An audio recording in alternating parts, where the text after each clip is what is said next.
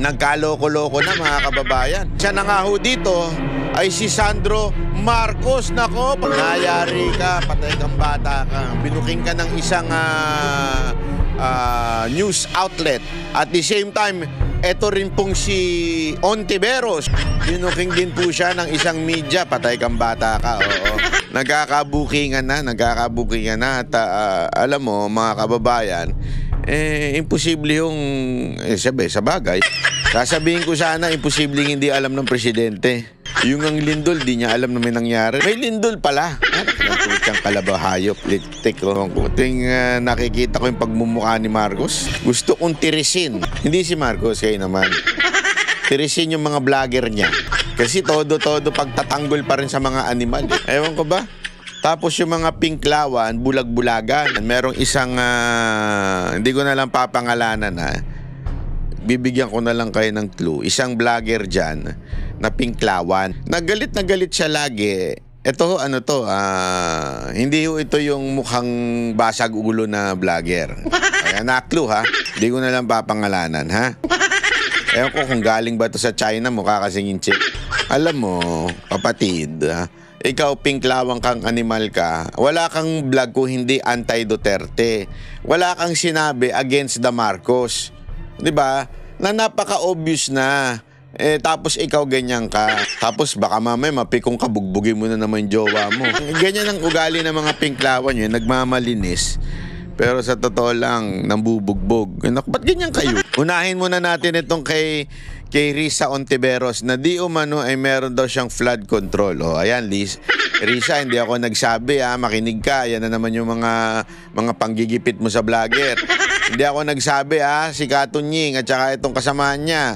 Ito, pakinggan. To be fair, kay Senator Risa Ontiveros, hindi lang 750 million ang kanyang insertion.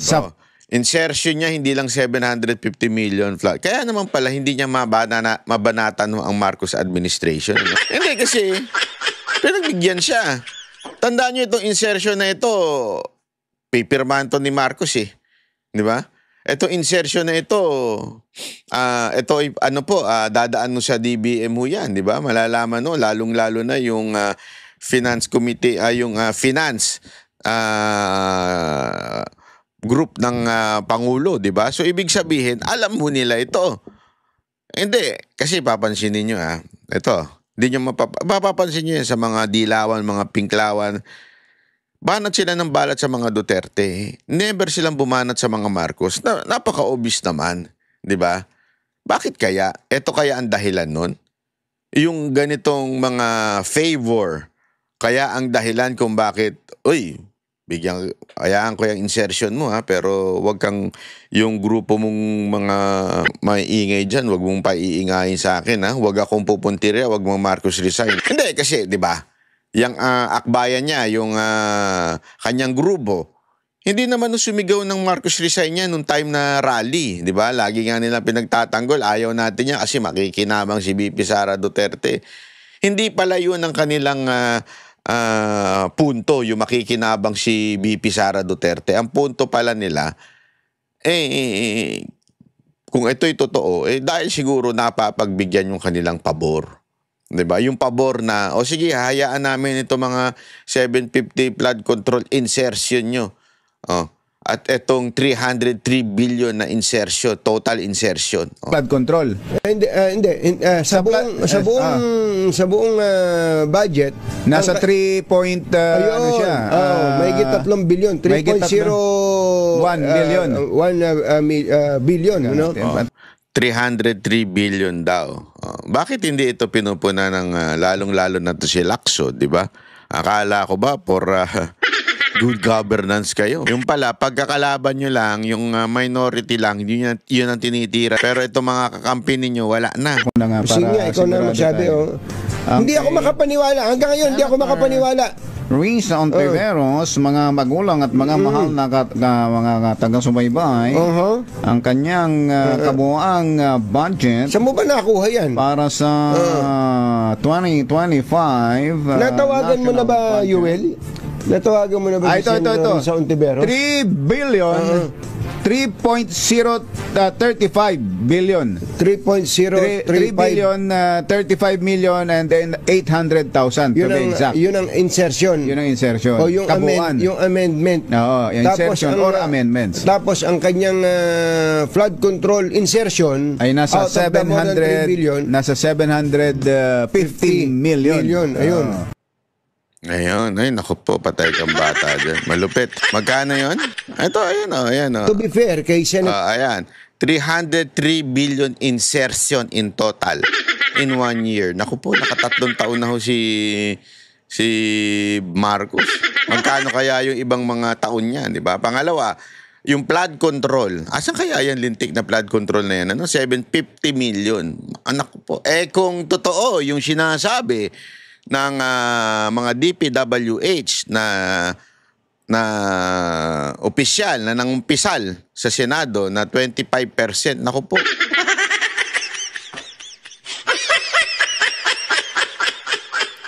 Kaya naman pala, yun lang masasabi ko, kaya naman pala, tirahin na ang lahat, wag lang si Marcos.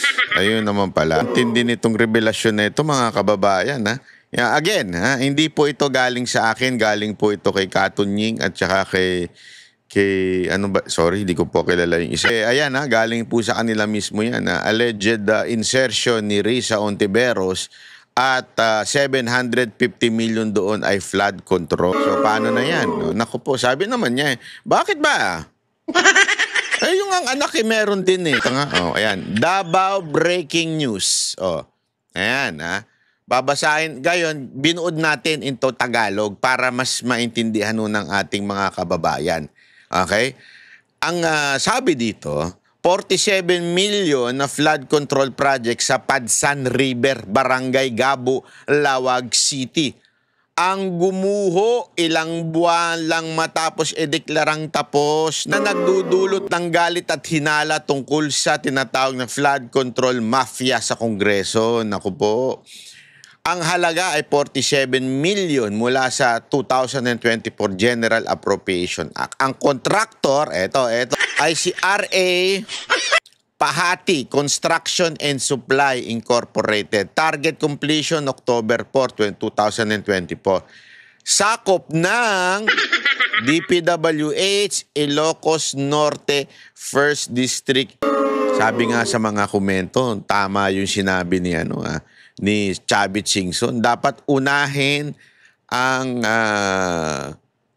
Ilocos Norte. Ito yung issue. Ang R.A. Pahati Construction ay umano'y pagmay-aari ni Representative Jong Zenisa ng Davao de Oro. Davao de Oro, ang layo niya na papuntang Ilocos. Bakit dun pa ang gumawa? Sabi dito ito binabasa lamang po natin sa Davao Breaking News. Sabi dito, ang may-ari daw niyang R.A. Pahati Construction ay di umano si Representative, Congressman ang may-ari, si Jong Zenisa. Naku po, taga Davao.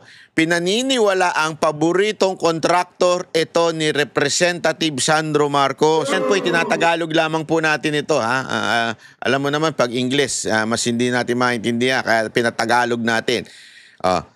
Pinaniniwala ang favorite na kontraktor ni Sandro Marcos dahil ang kanyang chief of staff ay kamag-anak umano ng asawa ni Representative Zenisa. Naku po. Kaya pala kahit taga Mindanao yung kontraktor, yung asawa pala nung congressman na kontraktor di umano ay kamag-anak nung chief of staff ni Sandro. Naku. Ang mga pagkukulang sa construction, ayan, inisa-isa, yung mahinang soil compaction, kulang sa riprap foundation, mali o kulang na steel, puro kulang mga kababayan. So yung mga kulang na yon, alam nyo na. Kasi siyempre kung kulang ang pambili, kulang ang mabibili. Mas malawak na issue. Ito na. Matagal nang hinala ng flood control project sa ginagamit bilang cash cow ng ilang distrito. Naku po. Ang R.A. Pahati ay nakakuha ng bilyong kontrata sa Luzon at Mindanao kahit taga Davao de Oro. Bakit? So hindi lang pala sa norte ang problema nito, hindi umanong R.A. Construction na ito. Kasi nga, kamag-anak ng Chief of Staff. Malakas. Mantakin mo. Malakas ka sa anak ng Pangulo. Pag hindi nyo kinuha yan, gusto ninyo mabuking kayo. Kunin nyo itong, hindi natin alam kung, hindi, ito ay ano lang ito ay katang-isip lamang, ito ay pagtatanong lamang. Kung doon nga sa sarili niyang lugar, merong ginawa, meron kayang komisyon doon, si Sandro Marcos? Sa bawat proyekto kayang nakukuha ng RA Pahati sa Luzon at sa Mindanao, dahil malakas ito doon sa Chief of Staff dahil kamag-anak po ng Chief of Staff ni Sandro Marcos, maaari kayang ang backer nila ay si Sandro Marcos at sasabihin nila ngayon sa mga district engineer, eto kukunin ninyo ko magko-construct dyan, ito kukunin ninyong firm. Pag hindi nyo kinuha to, amin ang gobyerno ngayon. So ang tanong, doon kaya sa mga nakuha ng RA Pahati, meron kayang komisyon si Sandro Marcos? No. Sabi nga dito, lumalabas na ang koneksyon kay Sandro Marcos ay nakakatulong para mapunta ang proyekto sa kumpanyang ito.